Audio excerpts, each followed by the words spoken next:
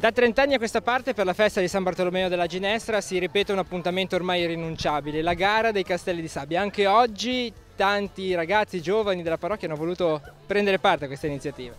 Sì, sono 30 anni che facciamo la gara dei castelli di sabbia, è una tradizione ormai che è consolidata, vengono tanti ragazzi, anche tanti villeggianti e ogni castello ha un tema. Tanti sono anche sul tema che abbiamo fatto quest'anno durante l'oratorio estiva, tutti all'opera.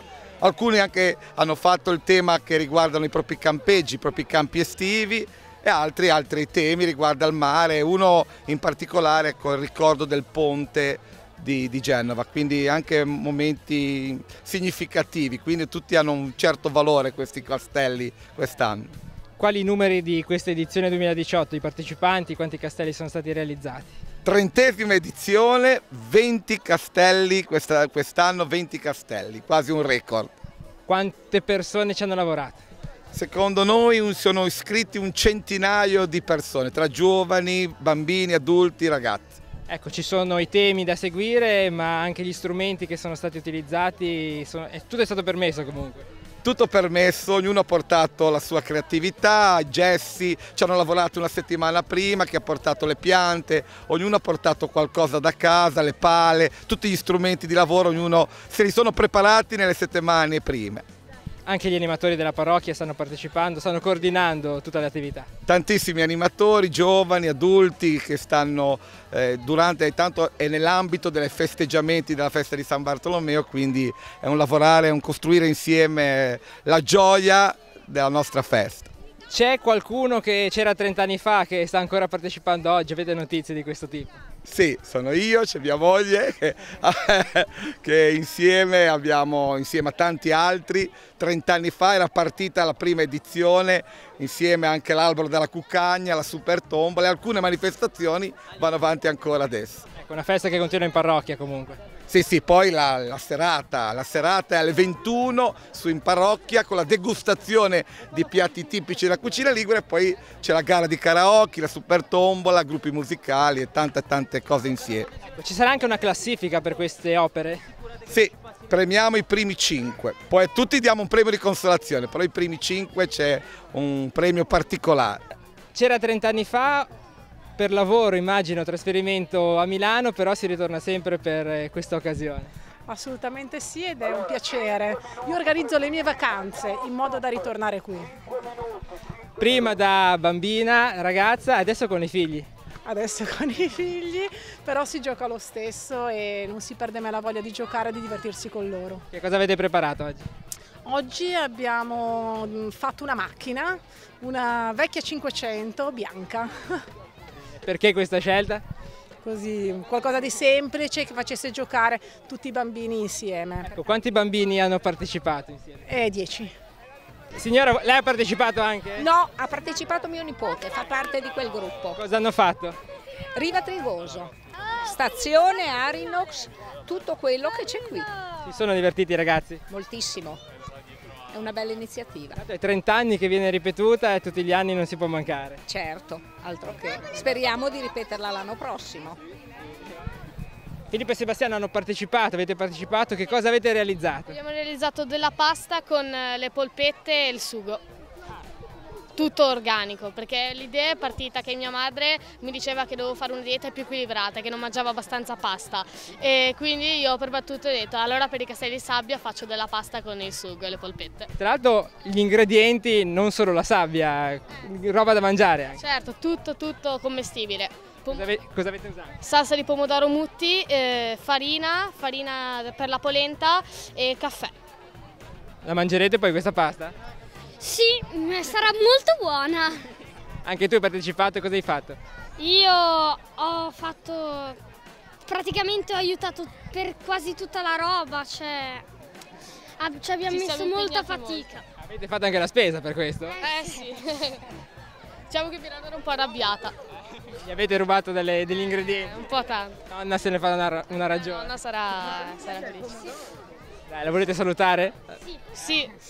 Ciao nonna, sei gentilissima ad averci dato tutti i soldi per comprare questo e anche te mamma, ciao.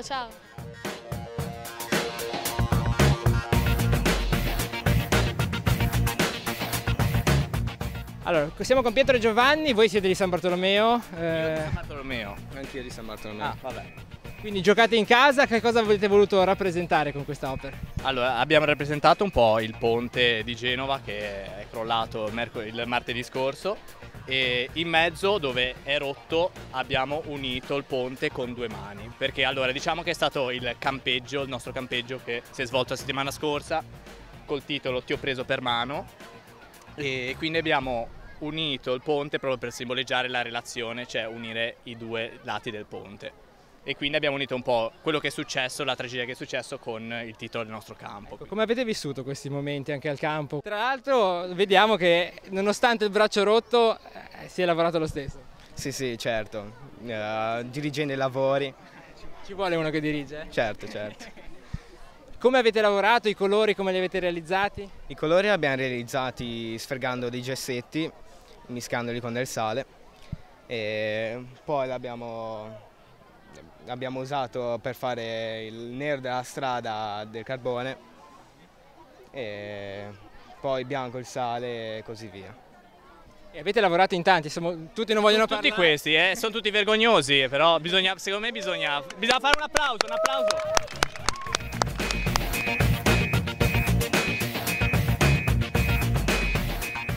Elisa e Nina, che cosa c'è alle vostre spalle? C'è una tavolozza per dipingere. Come vi è venuta l'idea? Ci è venuta dalla spiaggia che è piena di colori. Quanti colori ci sono in questa tavolozza? 7. Come quelli dell'arcobaleno? Sì. E chi vi ha aiutato a realizzarlo, il progetto? Avete fatto tutto voi? Sì. Wow. Quanto ci avete messo? Tanto. Un'ora di più. 3 ore. Adesso è arrivato il giudice a guardare? Non lo sappiamo. Però vi siete divertite? Sì. È stato bello? Sì. Eleonora, voi avete realizzato che cosa? Abbiamo realizzato una Fiat 500. Come vi è venuta l'idea? Nella vita quotidiana vediamo macchine in giro e ricordando i vecchi tempi, magari dei nostri genitori quando erano piccoli, così, allora ci è venuta in mente. Ecco, come avete lavorato il progetto iniziale? Avete un disegno oppure siete andati a ruota libera? Allora, avevamo un progetto e noi abbiamo rispettato il progetto e comunque abbiamo lavorato tutti in sintonia e molto bene. È riuscita la prima o ci sono stati dei crolli? No, nessun crollo, è riuscita tutta la prima per fortuna. È stato divertente, vi siete divertite comunque? Tanto. Il primo anno che lo fate o è ormai una tradizione? È ormai una tradizione, lo facciamo da 4 anni e comunque ci piace farlo e quindi... Voi siete qua di San Bartolomeo? Sì, della parrocchia di San Bartolomeo. Giocate in casa? Sì. E quanti siete? Quanti siete state a lavorare? Una decina. C'è chi aveva il suo compito, doveva portare l'acqua, come vi siete organizzati? Sì, alcuni portavano l'acqua, alcuni facevano il cumulo di sabbia, alcuni facevano i gessetti per i colori, comunque abbiamo dato ognuno il proprio compito, quindi tutti hanno fatto qualcosa. Che cosa c'è alle vostre spalle? Cosa avete fatto? Allora, abbiamo fatto una spiaggia con le stelle marine, le tartarughe, le conchiglie e poi dopo la spiaggia c'è il mare ovviamente con la tartaruga grande, i polpi e tutti i delfini che escono e che nuotano. Come vi è venuta questa idea? Loro. Come vi è venuta questa idea? Ci è venuta guardando il mare e volevamo che la nostra spiaggia fosse così, quindi con le tartarughe, i delfini, un po' di stelle marine. È stata dura, quanto ci avete messo? Quasi tutto il tempo, perché poi abbiamo anche colorato i colori. Con cosa avete usato per i colori? I gessi e il sale. Le forme le avete già progettate prima o siete lasciati andare con la fantasia? Con la fantasia. Anche un po', alcune le avevamo progettate prima, poi un po' di fantasia c'è stata. Brave. Grazie, ciao. Qui abbiamo un gruppo di maschietti di San Bartolomeo della Ginestra. Il progettista che cosa ha disegnato? Allora abbiamo fatto la stazione di riva con a fianco l'Arinox, poi visto che c'era dello spazio che avanzava abbiamo fatto qualche parcheggio e poi, e poi qualche albero. Ecco, come vi è venuta l'idea di fare questo? l'abbiamo fatta con un giorno. Un po' ci è venuta adesso, ma poi lui aveva già organizzato tutto. Sì, avevo già preparato il portale della galleria, i binari, i cartelli, avevo già preparato. Poi ci è venuto l'idea del parco giochi. Io e Giacomo Ci vuole, perché ero a casa sua e abbiamo ideato di fare anche di preparare tutti i cartelli e mettere le piante sul monte. E poi mettere l'elettricità. c'è il treno, c'è la stazione, c'è l'Arinox, c'è tutto. Sì, c'è tutto. Si è appena conclusa la gara dei castelli di sabbia, la giuria si sta riunendo per decidere i vincitori, possiamo già fare un bilancio su come è andata questa edizione. Ma secondo noi il bilancio è molto positivo perché sono stati tantissimi castelli di sabbia e anche opere veramente ben fatte, ben realizzate, con un sacco di materiale portato, tutti erano preparatissimi e non vedevano l'ora di fare il castello. C'è da dire che la creatività dei bambini e dei ragazzi è stata veramente altissima. C'era qualche adulto a dare una mano, a supervisionare, ma il grosso del lavoro era fatto proprio dai più piccoli. Sì, gli adulti c'erano, però i bambini sono stati i veri protagonisti, bambini e anche ragazzi, perché tanti gruppi anche delle superiori si sono messi in gioco dopo i campi estivi e hanno fatto il loro gruppo un castello e belle opere. Ed è che attraverso una festa come la gara dei castelli di sabbia, una festa di comunità, quella di San Bartolomeo della Ginestra. Come si sta vivendo questi momenti anche alla luce del rinvio della festa che c'è dovuta essere per motivi di lutto nazionale? Sì, la festa è una tradizione che ormai va avanti da più di 30 anni ed è davvero la festa, era nata proprio come la festa della parrocchia, la festa della comunità, dove ci si ritrovava nei giorni precedenti alla festa di San Bartolomeo liturgico, che sarà venerdì 24. Sono stati dei giorni belli perché ci hanno visto impegnati sia con i ragazzi e con i bambini nel pomeriggio in spiaggia, sia la sera con dei momenti di aggregazione qui nel nostro campo parrocchiale, con tanti parrocchiani e anche tanti amici ospiti, soprattutto anche attraverso la cucina, attraverso la musica, attraverso il karaoke, attraverso la tombola, tutti i momenti di aggregazione e di amicizia vissuti insieme. Sabato abbiamo voluto giustamente rispettare il lutto nazionale e anche noi abbiamo sospeso ogni tipo di festeggiamento, infatti questa sera non era calendario la festa, ma recuperiamo quel giorno di lutto ed è stato un giorno dedicato soprattutto alla preghiera. Nelle celebrazioni dell'Eucarestia di quella giornata abbiamo ricordato in modo particolare le vittime, le famiglie e tutti coloro che sono stati colpiti da questa sciagura, da questa disgrazia. Vediamo all'opera tante magliette gialle, tanti volontari, tanti parrocchiani che vivono questo momento di festa anche partecipando, aiutando. Sì, le magliette gialle sono tutti i nostri ragazzi dell'oratorio, innanzitutto tutti i nostri giovani, ma anche tanti adulti che mettono a disposizione questo tempo proprio per la riuscita della festa, nella diversità un po' dei loro incarichi e del loro servizio. Abbiamo visto, ritornando alla gara dei castelli di sabbia, che sono entrati anche i temi che sono stati del campo, i vari percorsi di questa estate e anche la tragedia di Genova in un certo senso è entrata dentro questo cammino. Sì, vuole essere sempre un momento dove si richiama il percorso fatto, il cammino fatto, difatti molti gruppi erano i gruppi dei campi di quest'estate e certamente il lutto e la tragedia di Genova ci ha toccato proprio da vicino e quindi abbiamo voluto ricordare anche questa in questa giornata. Diamo appuntamento per la festività religiosa.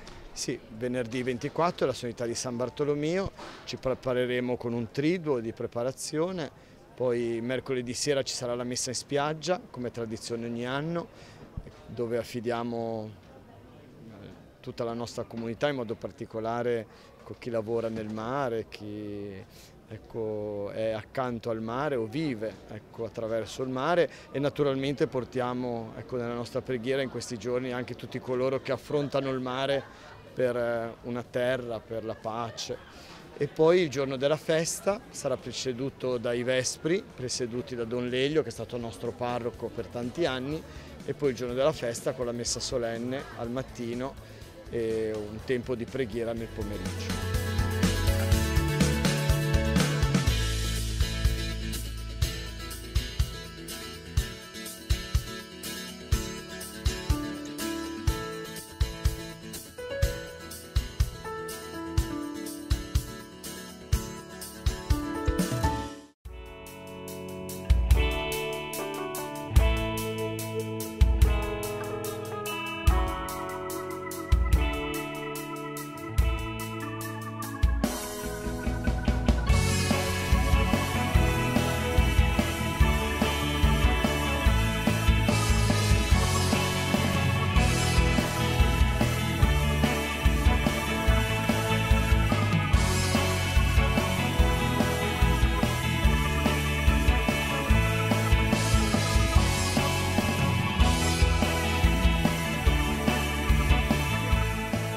Franco, ogni anno ci rivediamo. Sì, quest'anno è un anno un po' difficile per via anche un po' del tempo, no? Ma noi diciamo sempre che piove, nevica, tempesta, al bagno non si resta e allora andiamo avanti. Ora speriamo bene, perché in effetti si sono formate molte trombe marine, ma fa parte della nautica, noi siamo gente un po' di mare, quindi va bene così. Ci sono tantissime acciughe quest'anno, forse io direi anche una pesca eccessiva, però ci fa piacere. Sono mesi che ogni mattina cesti vengono scaricate dalle 3.000 alle 8.000 casse di acciughe. È una cosa bella perché il mare ci fornisce un alimento che è eccezionale. Abbiamo visto, abbiamo letto anche qualche giornata di pesche quasi miracolose. Sì, anche a Camogli, perché questa grande presenza di acciughe nel Mar Ligure ha fatto sì che tutti i tonnetti, tonni alliterati eccetera entrassero vicino alla costa, e anche la cooperativa di Camogli, che aveva tanto bisogno perché la tonara era stata danneggiata lo scorso anno, e lì ci lavorano oltre 10 persone, e noi che siamo pescatori siamo contenti di questa cosa, che abbiano potuto fare delle pesche miracolose. Si stanno facendo anche a Sesti naturalmente. Franco, a che edizione siamo arrivati? Siamo a 58esima edizione, noi vogliamo andare avanti, il bagno deve rimanere gratuito, questo è un messaggio forte che vogliamo dare. Se un paese non è in grado di dare gallette e acciughe gratis, vuol dire che allora non solo non sappiamo fare turismo, spesso e volentieri, voglio dire, la Liguria passa per essere comunque una terra piuttosto arida. Noi questa sera regaleremo 5.000 piatti, che appunto per i liguri vale doppio. Tu praticamente ci sei nato? Sì e no, nel senso che sono entrato quando era il momento di entrare, nel senso era il 1974 e ho cominciato appunto a dare una mano, però poi appunto scrivendo, cioè cercando di dare un apporto di valorizzazione di questa festa, perché sai, le feste poi tendono anche a diventare noiose, devi sempre cercare di ravvivare le cose. Oggi i soldi ce ne sono meno, non possiamo fare delle grandi cose soprattutto come cantanti, però abbiamo un ottimo spettacolo pirotecnico. Quest'anno avremo Vilma Goici, che comunque rappresenta sempre un personaggio della nostra canzone. E soprattutto il gruppo alle spalle è sempre bello numeroso e contento. Sì, è un gruppo che è forte, è un gruppo che va dagli 87 anni ai 78, no, ci sono anche quelli più giovani. Bene Franco, buon tutto, buon proseguimento. Grazie come sempre al gruppo di Telepace.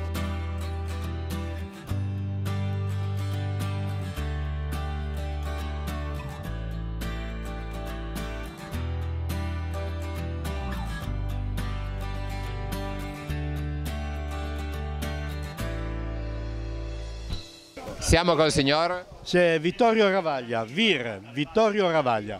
Allora Vittorio, come va qua in cucina? Guarda, la frittura delle acciughe è sempre un'emozione, specialmente quando piove, il tempo è brutto e c'è vento. È proprio la giornata di oggi? È il massimo, è il massimo. Quanto ne avete fatto acciughe? Beh, stamattina ce ne saranno stati probabilmente 5 quintali, c'erano parecchie donne che ci aiutavano, e poi è venuto un po' di vento, un po' di pioggia, ci ha messo un po' in difficoltà comunque, sì. Comunque il fuoco... Beh, ora c'è un momento di tregua, anche se minaccia ancora un po' di pioggia. L'importante è andare avanti, perché noi non ci fermiamo mai. Vediamo una sua collaboratrice qua sempre col berrettino. Ma lei quante volte cucina così all'anno? Qui veramente si cucina abbastanza spesso, perché ci ritroviamo, a volte non lo facciamo per il pubblico, oppure per queste sagre che sono diventate famose una volta all'anno, soprattutto nel mese di luglio, però di solito ci incontriamo molto spesso tra di noi e siamo sempre a fare da mangiare. Ma mi dica un po', questa ricetta del bagnun, in che cosa consiste poi, in parole semplici? Parole semplici sarebbe il mangiare di una volta dei pescatori che stavano dei mesi fuori, in pratica avevano bisogno di fare un mangiare anche sulla spiaggia abbastanza da poter conservare, quindi che cos'è che si portavano dietro? Del pane raffermo da poter essere utilizzato attraverso i pesci, quindi si facevano soffriggere la cipolla, un po' di aglio e prezzemolo, poi ci si mettevano un po' di salsa e poi all'ultimo si aggiungevano le acciughe oppure altri pescetti. Poi dentro alla teglia vengono spezzettate, questo pane veniva spezzettato questo pane raffermo e poi si imbeveva, diciamo, del sughetto fatto dalle acciughe e poi si univa anche l'acciuga. Questo è il classico bagnon. Bene? Bene. Intanto, sì, intanto vediamo questo signore che è arrivato fuori con le acciughe di là. Cosa gli fate alle acciughe? Io le faccio belle bianche, le sono a infarinare, pronte per la frittura. Lei infarina, lei? Infarino sempre. È il miglior infarinatore negli ultimi 40 anni. Eccoli. Sì, bene, bene. Allora quanti chili ne ha infarinato? Sino adesso una quindicina di chili. Va bene, allora buon proseguimento. Salutiamo ancora questo signore, insomma, uno le porta infarinate, l'altro le frigge, lei? Io le servo. Le servo, sì. E qua si possono mangiare? Sì, adesso sì, sono pronte per mangiare.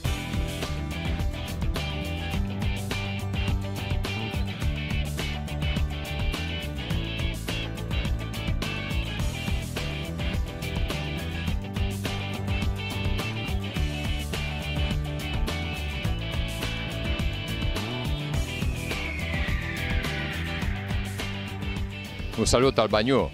Sì, il Bagnon è importante, tra l'altro è una manifestazione molto simpatica che ha, secondo me, due aspetti significativi. Il primo è ovviamente quello di celebrare un'attività economica così importante per la Liguria come la pesca, nel momento in cui viviamo una fase difficile dal punto di vista economico, e questa è una celebrazione ma anche un momento anche di riflessione su quello che è l'apporto che la pesca dà alla nostra economia e all'economia nazionale, quindi un richiamo di interesse su questo settore. L'altro aspetto, settore turistico, che fortunatamente sta dando dei segni positivi in Liguria, ma che proprio sul cibo naturale, sul pesce, sulle nostre ricchezze anche dal punto di vista della culinaria del cibo ha una importanza rilevante. Franco è riuscito a mettere insieme anche quest'anno politici di diversi colori, persone di diverse responsabilità, anche in un posto molto caratteristico e molto bello, no? In attesa della grande serata di questa sera. Potrei cavarmela con una battuta dicendo che la tavola è trasversale, che non conosce limiti bipartisan. No, però credo che tutti abbiano la consapevolezza di quello che dicevo prima e quindi essere qui è una testimonianza di significato e di attenzione al turismo, alla cucina, alla pesca, all'attività dei pescatori di cui molto spesso ci dimentichiamo anche come mezzi di informazione, però questa è un'occasione per sottolineare la loro importanza e l'importanza di questo settore. Ed è bello, credo, anche testimonianze di discutere in serenità. Forse oggi la gente non ne può più delle classiche discussioni, no? Specialmente tra istituzioni o persone politiche.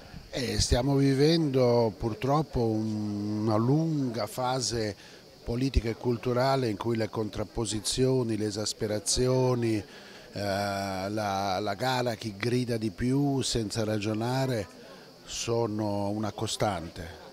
Io mi auguro che anche da questo modo di affrontare i problemi, cioè discutere in modo sereno e pacato, si possa portare un contributo a svelenare un clima che è molto pesante anche a livello internazionale. Ecco, possiamo dire che nella nostra Liguria forse siamo più moderati oppure no?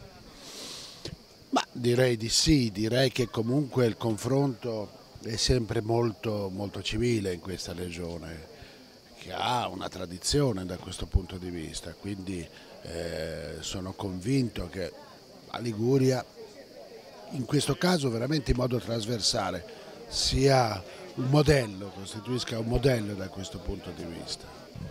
Il pesto oggi è qua in riva al mare. Sì, c'è questo gemellaggio ormai storico con gli amici del Bagnon e è un invito sempre gradito e non si può mancare, quando Franco chiama noi arriviamo. Certo, quest'anno avete avuto un bel successo, un po' tutti i comuni ci hanno reso partecipe di questa iniziativa. Certo, finalmente siamo riusciti a coronare un sogno con l'aiuto poi delle istituzioni, della Regione Liguria in primis, poi la Camera di Commercio, il Comune, tutti quanti, siamo riusciti a dare peso anche appunto a questo evento che è sempre più riconosciuto e importante a livello internazionale, richiama sempre più attenzione e siamo riusciti a coinvolgere attraverso il sostegno alla richiesta all'UNESCO di fare del pesto il patrimonio immateriale dell'umanità, abbiamo chiesto il contributo a tutti i liguri attraverso i loro comuni, per cui in 100 comuni si è fermata questa richiesta e adesso vedremo insomma, che cosa succederà in futuro. Un pesto certificato al massimo, insomma. Eh sì, sarebbe lì andiamo a certificare proprio la cultura, la tradizione di preparare il pesto al mortaio, la modalità con cui viene trasmessa, è stata trasmessa nei secoli, per cui sarebbe veramente un bel salto in avanti. Sì. Forse tutti i liguri si sono sentiti un po' toccati nelle loro origini, per quello che hanno fatto, insomma si sono mossi a firmare, o gli stessi sindaci li abbiamo visti protagonisti, no? Con tanto di vestito. Assolutamente, no, c'è stata veramente una mobilitazione generale, perché poi quando abbiamo l'occasione di manifestare il nostro orgoglio, il nostro attaccamento alla nostra terra, questo arriva, poi magari mugugniamo, però possiamo mugugnare noi, no? Se mugugnano gli altri già ci dà fastidio, quando dobbiamo mobilitarci ci mobilitiamo. Pesto col pesce va d'accordo col bagnù? Va d'accordo, sì, magari non necessariamente insieme, che qualche esperimento lo fa, ma sicuramente sono due prodotti complementari, che non si vive di solo pesto, no? Quindi.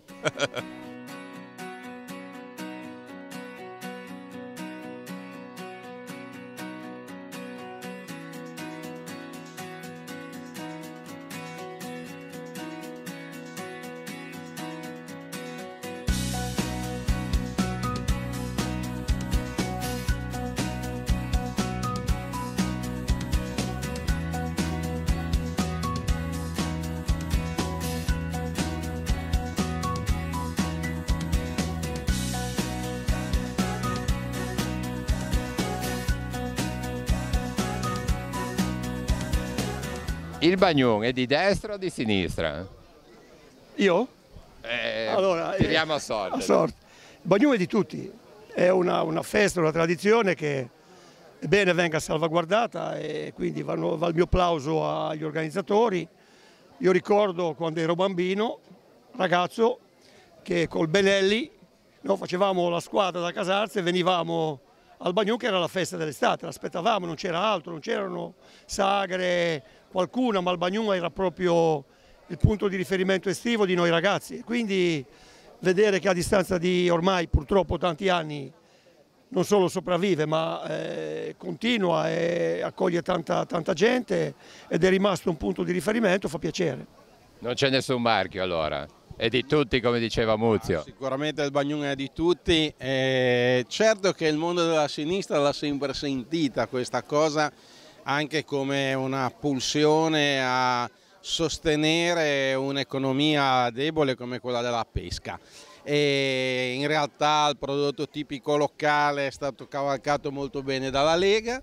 Credo che questo Paese dovrebbe ridurre le tensioni inutili della politica, degli effetti straordinari, degli eccessi, di quelli che, come dire, sanno fare tutto loro e che cambiano il mondo con la bacchetta magica. Invece noi qui troviamo le nostre radici. Muzio ci veniva qua in motorino e io invece venivo con la macchinina della mamma. E devo dire, grande storia, grande esperienza, grande capacità anche di stare sul mercato. Stiamo assaggiando dei piatti che verranno immessi sul mercato, preconfezionati a Casarza, con il prodotto a chilometro zero, un prodotto semplice che il popolo consumava e mangiava perché c'era solo quello, e oggi diventa invece una possibilità di promozione turistica. Anche il turismo è di tutti. Ora c'è qualcuno che ci vuole mettere il cappello in cima. Ma voi politici siete bravi a mettere i cappelli, soprattutto se la partita poi è vinta o si vince. Il problema invece è consentire alla gente di fabbricarli i cappelli, e questa è la sfida del futuro. Rossetti, ovviamente da politico molto più navigato di me, ha fatto un ragionamento di ampio respiro cercando di collocare il Bagnu in un'area politica un po' più dalle sue parti. Io invece gli voglio Però, dire, Muzio, visto che viene... scusa, io voglio ritornare invece alla tradizione e al passato e dirti in maniera ovviamente molto simpatica che quando noi venivamo qui, noi casarzesi, coltivavamo l'idea di occupare Riva e di poter avere uno sbocco al mare. Purtroppo nonostante reiterati tentativi non ci siamo ancora riusciti, ma non l'abbiamo accantonata del tutto. Non l'abbiamo ancora accantonata l'idea. A livello così nazionale, come vivete questo momento storico qua in Italia? Con serietà lo vivo con grande preoccupazione perché evidentemente la stragrande maggioranza del paese, il cosiddetto ceto medio, è insicuro, anche chi lavora è inquieto sul lavoro e a questa insicurezza bisogna dare delle risposte certe, ferme, ma anche giuste e vere, che non siano il domani mattino o questa sera ma nel medio periodo, e ho l'impressione che il governo giallo-verde invece faccia proclami per dire ora ci siamo noi, domani mattina abbiamo risolto tutto, ma il decreto Di Maio crea ancora di più lavoro nero e precarietà. All'insegna dello slogan noi siamo contro la precarietà. Bisogna fare attenzione, io sono preoccupato perché la gente ha bisogno di poter esprimere questo disagio, ma ha bisogno di trovare delle risposte. Non è semplice darle e qualcuno racconta, come dire, favole. Muzio. Ma io sono preoccupato perché sono i numeri che ci dicono che la situazione non è facile, la disoccupazione giovanile in particolare, c'è questo tema del lavoro che non solo è occupazione ma è anche dignità per le persone, che dovrebbe essere davvero al centro dell'azione politica. E poi, come diceva il consigliere Rossetti, assistiamo a questo decreto dignità cosiddetto che almeno sulla carta sembrerebbe ridurre nell'arco di 10 anni di 80.000 posti di lavoro, e questo preoccupa molto. C'è bisogno secondo me di molta serietà e soprattutto di non raccontare frottolo alla gente, di dire alla gente come stanno le cose è quello che davvero si può fare. Le promesse sono state tante, io mi auguro come cittadino che il governo in carica faccia bene, perché questo sarebbe un beneficio e comunque un'azione che andrebbe a favore di tutti i cittadini, però qualche perplessità, anzi molte perplessità le nutro.